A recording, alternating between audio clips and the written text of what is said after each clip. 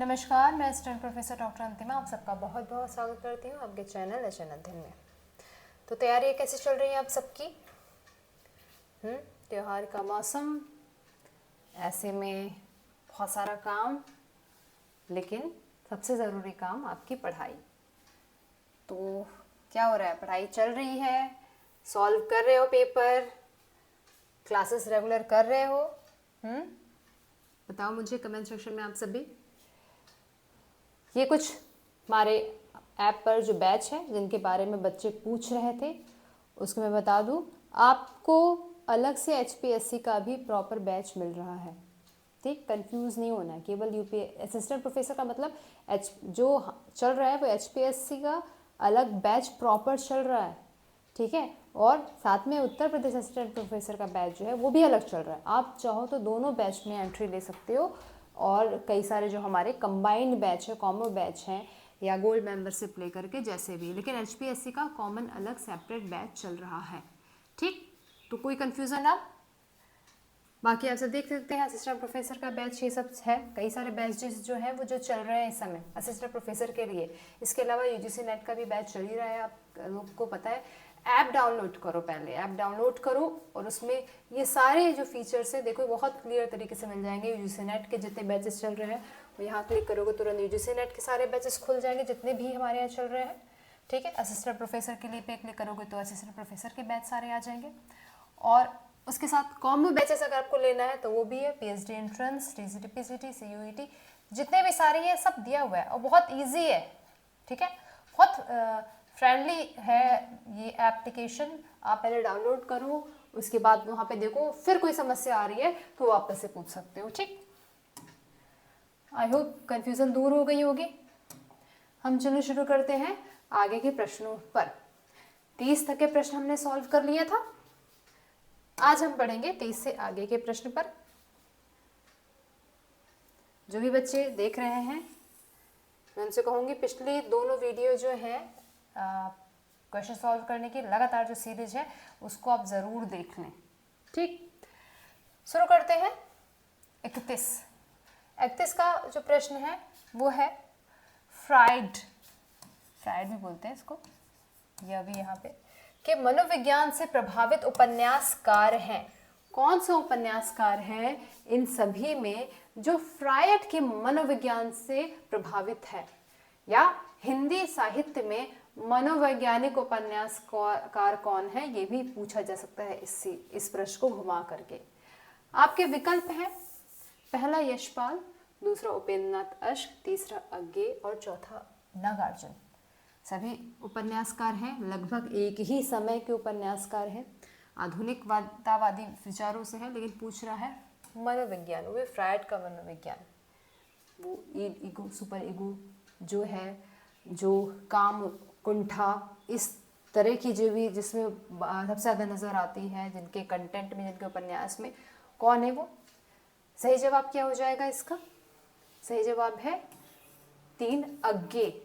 अज्ञे के उपन्यास देखोगे, शेखर एक जीवनी, नदी के द्वीप या अपने अपने अजनबी, 3 प्रमुख उपन्यास है और तीनों ही उपन्यासों में आपको ये फ्रायड का मनोविज्ञान दिखाई देगा। अज्ञे के साथ इन्हीं के समकालीन उपन्यासकारों में मैं बात लूं तो इलाचंद जोशी,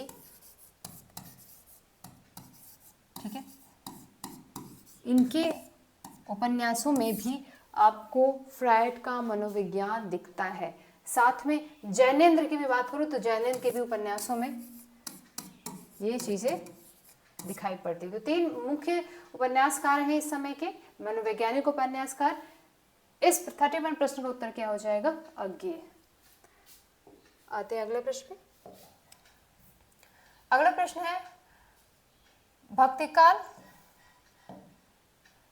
को हिंदी साहित्य का पूर्व मध्यकाल और रीतिकाल को उत्तर मध्यकाल भी कहा जाता है, यह किसने कहा है? आसान है जवाब बहुत। पहले बात तो मध्यकाल और ये पूर्व मध्यकाल और भक्तिकाल, और दो नामकरण देखो, भक्तिकाल और पूर्व मध्यकाल एक साथ है, और रीतिकाल और उत्तर मध्यकाल ये दोनों ही नाम किसने दिया है? किसने? जिसने दोहरे नामकरण की प्रवृत्ति अपनाई है। मात्र एक आचार्य ऐसा है जिन्होंने दोहरे नामकरण की प्रवृत्ति अपनाई है।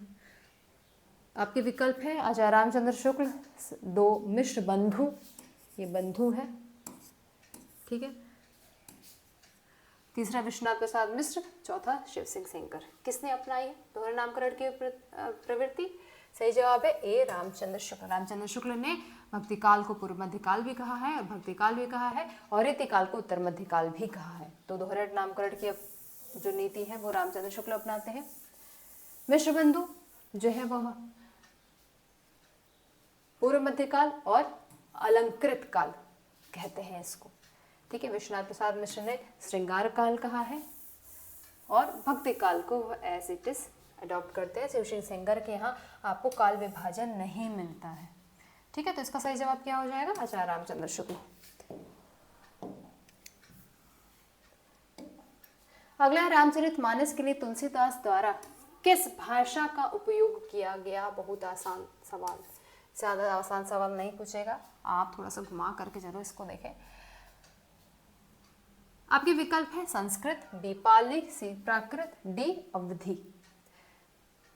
रामचरितमानस तुलसीदास संस्कृत के भी प्रकांड पंडित विद्वान आदमी हैं, लेकिन उसके बावजूद इन्होंने संस्कृत का अनुसरण नहीं किया। उन्होंने किस भाषा का अनुसरण किया है? सही जवाब है डी अवधी। अवधि वो भी कैसी? ठेठ अवधि, गवई अवधि का प्रयोग किया है इन्होंने, ताकि आम जनता, आम जनमानस को समझ में आ सके कि रामचरितमानस जो कि इससे पहले किसमें थी? रामायण जो थी वो संस्कृत में थी।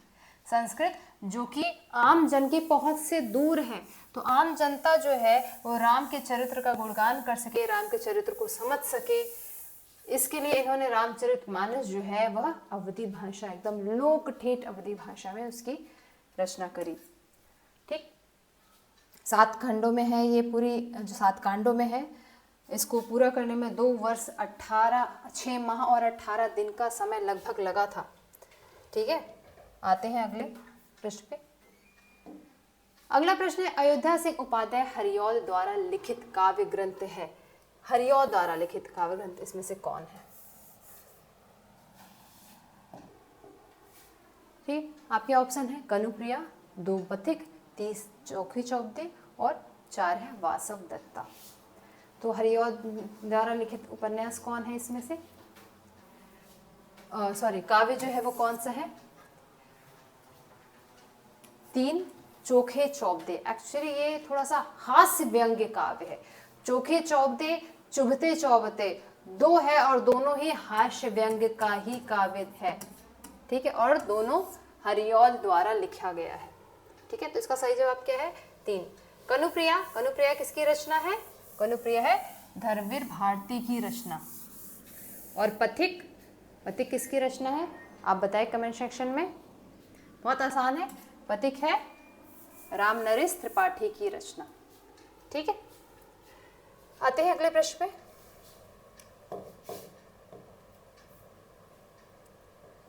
अगला है यूनान का सबसे पहला महाकाव्यकार, एक्चुअली होना चाहिए लेखक, ठीक है, ये लेखक है। पूछ रहा है कौन है यूनान का सबसे पहला लेखक, महाकाव्यकार, संगीतज्ञ, कौन है यूनान का पाश्चात्य काव्य शास्त्र का? महत्वपूर्ण क्वेश्चन। आपके विकल्प है होमर, दूसरा है सुकरात, तीसरा है ऑप्शन प्लेटो और चौथा है अरस्तु। अब देखो कालक्रम के हिसाब से भी अगर आप आओगे तो समझ जाओगे, क्योंकि क्या पूछ रहा है? पहला, जो कालक्रम में सबसे पहले आया है, काव्य शास्त्र में मैंने इसको प्रॉपर पढ़ाया भी था। सबसे पहला कौन आते हैं इस क्रम में? सबसे पहला क्रम आता है आपका होमर का। सही जवाब क्या है इसके? होमर। उसके बाद आते हैं आपके सुकरात। होमर जो है वो समय के संगीतज्ञ भी हैं, लेखक भी हैं, और होमर की जो विचारधारा है वो समाज के कल्याण की विचारधारा है।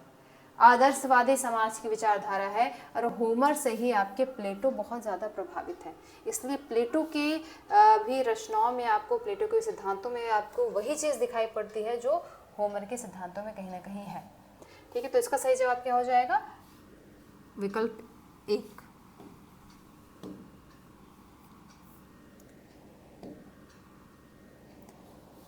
अगला प्रश्न है, कविता प्रभावशाली रचना है जो पाठक या श्रोता के मन पर आनंददायी प्रभाव डालती है।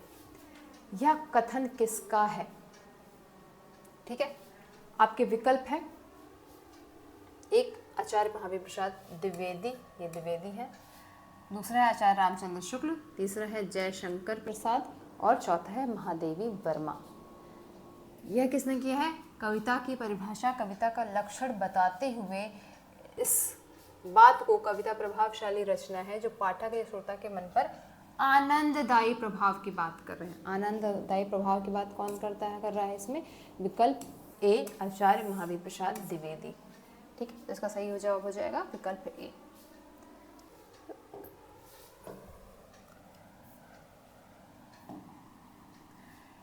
अगला प्रश्न, इनमें से कौन से विरेचन सिद्धांत पर विद्वानों ने किस व्याख्या पर विचार प्रस्तुत नहीं किया? ठीक है, विरेचन सिद्धांत पाश्चात्य साहित्य का सिद्धांत। विरेचन सिद्धांत के जो पहले प्रतिपादक हैं वो कौन है आपके? अच्छा, अरस्तु। ठीक है, पूछ रहा है कि इसमें से कौन सी व्याख्या वो प्रस्तुत नहीं करते हैं। आपके विकल्प है, पहला धार्मिक व्याख्या, दूसरा राजनीतिक व्याख्या, ठीक है, तीसरा है नीतिपरक व्याख्या और चौथा है कलापरक व्याख्या। ठीक है, इसका सही जवाब क्या है? कौन सा नहीं किया है? धार्मिकता की बात करते हैं और अरस्तु ने या विरेचन को संबंधी में किसको बिल्कुल अलग रखा है, अपनी रचनाओं से अलग रखा है, किसको उन्होंने? राजनीति को अलग रखा है। इसलिए इसका सही जवाब क्या हो जाएगा? राजनीतिक परक व्याख्या जो है वह नहीं करते। ठीक है,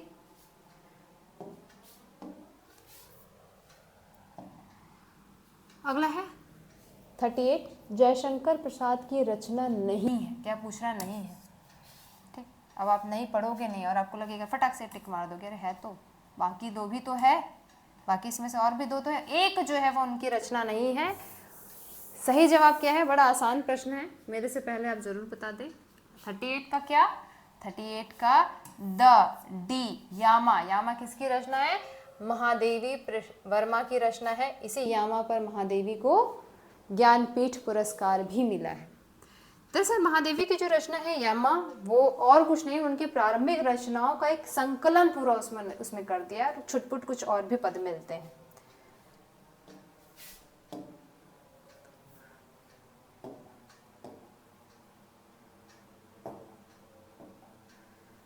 अगला है कविता हमारे परिपूर्ण क्षणों की।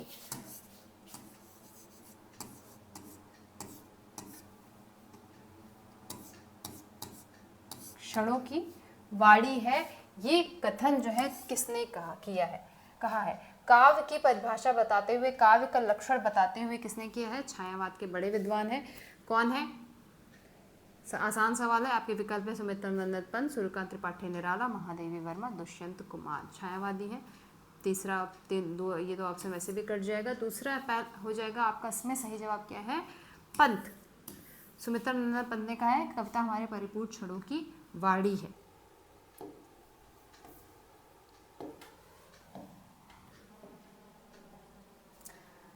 अगला है लाजपत महिमा किस प्रकार की गद्य विधा है? ठीक है, लाजपत महिमा किस प्रकार की गद्य विधा है पूछा है। विकल्प है, 1 उपन्यास, 2 कहानी, 3 जीवनी और चौथा है संस्मरण। तो आधुनिक काल की बहुत विधा है, छोटी विधा है, जिससे आजकल प्रश्न ज्यादा पूछ रहा है। ठीक है, तो क्या है लाजपत महिमा? लाजपत महिमा है, तीसरा ऑप्शन सही हो जाएगा, जीवनी। किसकी जीवनी है यह? लाला लाजपत राय की जीवनी है ये। ठीक है, लाला जी की जीवनी है। ठीक है, किसने? महादेव भट्ट ने ये जीवनी लिखी है। ठीक है, महादेव भट्ट ने जीवनी लिखी है किसकी? लाजपत राय की और लाजपत महिमा नाम से। तो सही जवाब क्या हो जाएगा? 3।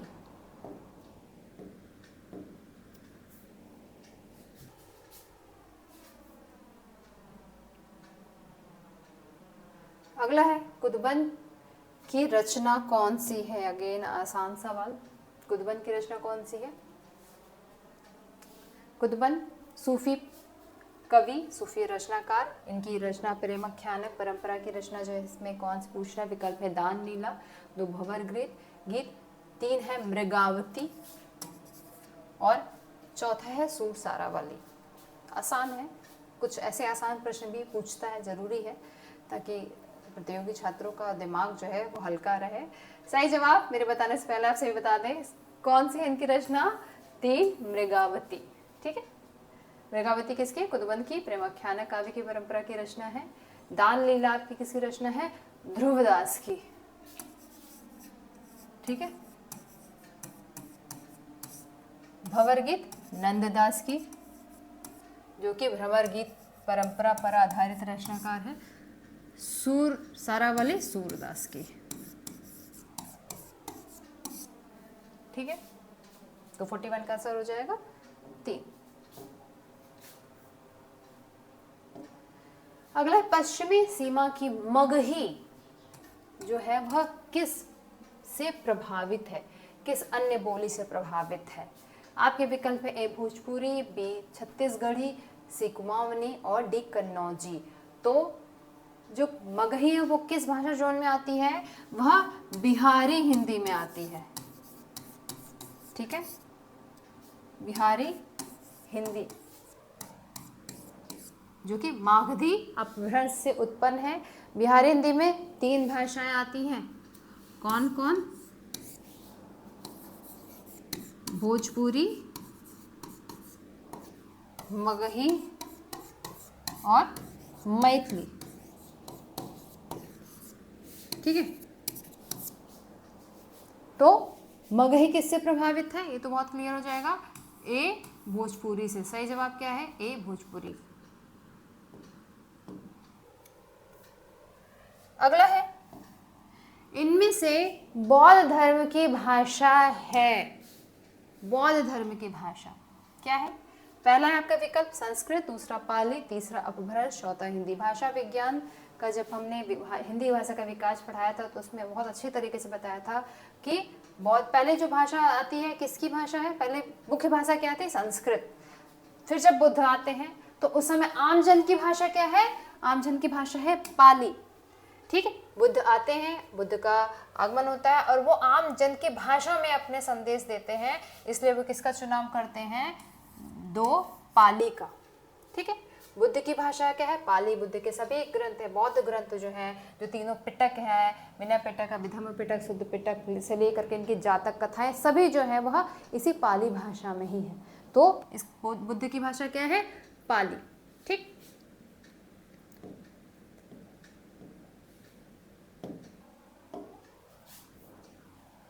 अगला प्रश्न है भाषा और समाज के लेखक कौन है? विकल्प है रामविलास शर्मा, 2 देवेंद्र शर्मा, 3 धीरेन्द्र वर्मा, 4 जो है उदय नारायण तिवारी। चारों ही अच्छे भाषा वैज्ञानिक हैं, भाषा शास्त्री हैं। पूछा है भाषा और समाज की बात कौन करता है? तो भाषा को समाज के साथ जोड़ने का जो विशिष्ट कार्य है, हिंदी जाति की अवधारणा किसने दी है? हिंट, विकल्प क्या सही हो जाएगा? ए रामविलास शर्मा ने। ठीक है, तो इसका सही जवाब क्या है? एक रामविलास शर्मा। पूछा आचार्य शुक्ल ने काव्य की आत्मा किसे माना है? आपके विकल्प है ए रस, बी अलंकार, सी व्यंग और डी भाव। आचार्य रामचंद्र शुक्ल कैसे आचार्य हैं? रसवादी आचार्य हैं। ठीक है, इन्होंने कई रसवादी सिद्धांत भी दिए हैं। साधारणीकरण का सिद्धांत को दिया है इन्होंने। रसवादी कई पुस्तकें भी लिखी हैं। रस मीमांसा जो है वो आचार्य रामचंद्र शुक्ल की पुस्तक है। तो अब पूछना ही नहीं है, सही जवाब क्या हो जाएगा? ए रस। आचार्य शुक्ल ने काव्य की आत्मा किसे माना है? रस को माना है। अगला प्रश्न है आर्थर कॉनन डॉयल से प्रभावित उपन्यासकार, पश्चिम के बड़े जासूसी उपन्यासकार है आर्थर कॉनन डॉयल, और उससे आपके हिंदी साहित्य में कौन ऐसे उपन्यासकार हैं जो जासूसी उपन्यास लिखने में बड़े प्रसिद्ध थे। ठीक, आपके विकल्प है ये देवीनंद खत्री, 2 है किशोरीलाल गोस्वामी, 3 प्रेमचंद्र और 4 है गोपाल राम गहमरी। ठीक है, तो एक खत्री जी का भी नाम आता है अय्यारी उपन्यास लिखने में, लेकिन यहाँ क्या बात हो रही, जासूसी उपन्यासकार। तो इस काल के जासूसी उपन्यासकार कौन है, गोपाल राम गहमरी, चौथा गोपाल राम गहमरी सही हो जाएगा, जो आर्थर कॉनन डॉयल के से प्रेरित थे। इनके कई सारे जो हैं उपन्यास जो जासूसी उपन्यास है, जैसे सरकटी लाश और कई सारी ऐसी रचनाएं, खूनी कौन, अद्भुत लाश, इस तरह की रचनाएं जो है ये बहुत ज़्यादा करते थे।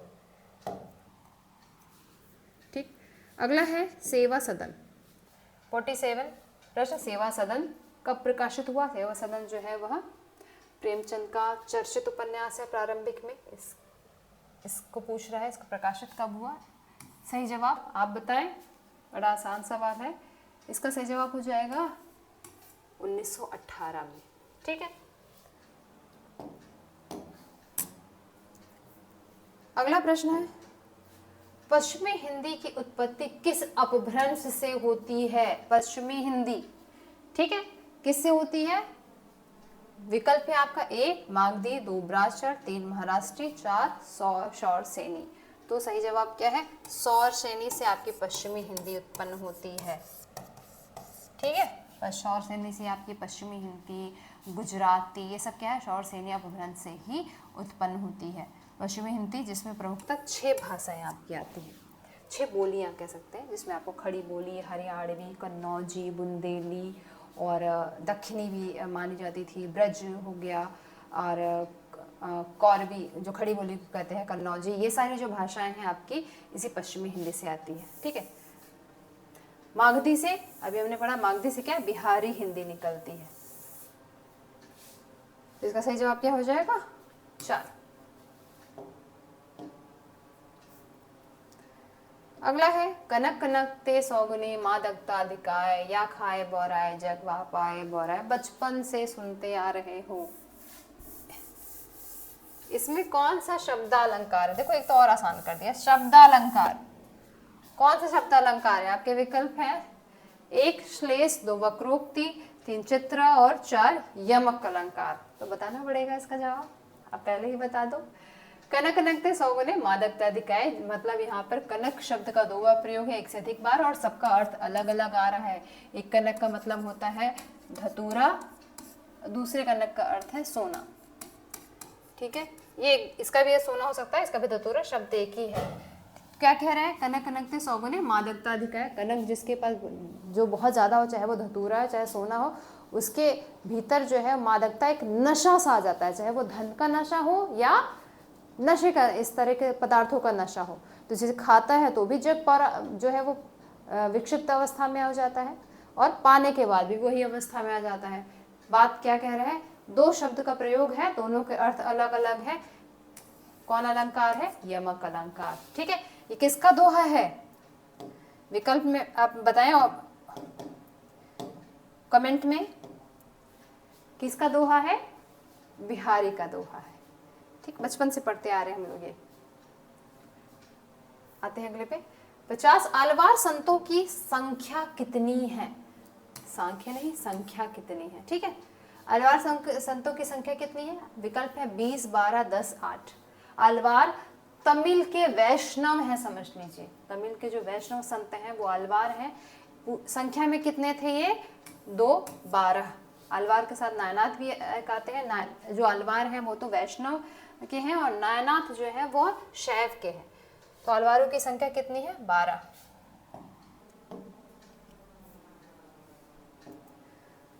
आलोचकों में मार्क्सवादी समीक्षा के पक्षधर नहीं है, पूछ रहा है। ठीक है, मतलब कौन इसमें है जो मार्क्सवादी समीक्षा के पक्षधर हैं, एक जो है वो नहीं है। तो शिवदास सिंह चौहान मार्क्सवादी के पक्षधर है, जिन्होंने लिखा प्रगतिशील साहित्य की आवश्यकता क्यों। प्रकाश चंद्र गुप्त एकदम मार्क्सवादी समीक्षक हैं। रामविलास शर्मा भी मार्क्सवादी समीक्षा को जो है वह देते हैं अधिक उसको महत्व। भागीरथ मिश्र जो है वो मार्क्सवादी आलोचना के पक्षधर नहीं है। तो सही जवाब इसका क्या हो जाएगा? सही जवाब इसका है 4 भागीरथ मिश्र। ठीक, आते हैं अगले। खड़ी बोली में लिखा गया प्रथम महाकाव्य, प्रथम पूछ रहा है महाकाव्य कौन सा है? द्विवेदी युग में लिखा गया खड़ी बोली में पहला महाकाव्य कौन है? विकल्प है आपके कामायनी, 2 साकेत, 3 जो है वो है रामायण और चौथा है प्रेम प्रवास। तो कौन सा लिखा गया है इसमें? पहला पूछ रहा है, पहला जो सही जवाब है वो है प्रेम प्रवास। प्रेम प्रवास पहला लिखा गया है, वो साकेत से भी पहले लिखा गया है। ठीक है, जिसमें कुल 17 सर्ग हैं, 17 सर्गों में लिखा गया है प्रेम प्रवास। हरिऔध जो है उनकी रचना है ये। इसी को ही खड़ी बोली में पहला महाकाव्य लिखने का जो स्थान है वो इसी को मिला है। ठीक है, तो इसका सही जवाब हो जाएगा क्या? 4 प्रेम प्रवास। तो आज इतना ही रहते हैं। ठीक है, अब मिलेंगे हम अन्य प्रश्नों के साथ इसके अगले सीरीज में, मतलब कल। फिर आप लगातार प्रश्न सॉल्व करते रहे, प्रश्न के साथ जो 4 विकल्प हैं उसको भी देखते रहे, क्योंकि संभावना बनती है आगे भी उनसे प्रश्न बनने की। ठीक है, तो बाकी हम सॉल्व करा रहे हैं, जल्दी ये खत्म हो जाएगा तो फिर हम इसका अगला भी सीरीज जो है वो शुरू कर देंगे। लगातार प्रश्न जो है वो हमारे से सॉल्व हो रहे हैं। और फिर मैं कहूँगी कोई भी आपको समस्या आ रही है बैच ज्वाइन करने में कुछ भी, तो आप सीधे पहले एप्लीकेशन डाउनलोड करें, और उसके बाद भी अगर आपको कोई समस्या आ रही है तो आप हमारे दिए हुए व्हाट्सएप नंबर पे मैसेज करके पूछ सकते हैं, या हमारे कम्युनिटी में भी आप लगातार चेक करके देखेंगे तो सारी इन्फॉर्मेशन वहाँ पे मिल सकती है। ठीक, तो बस तैयारी करते रहें अपनी। आप सभी को ढेर सारी शुभकामनाएं। शुक्रिया।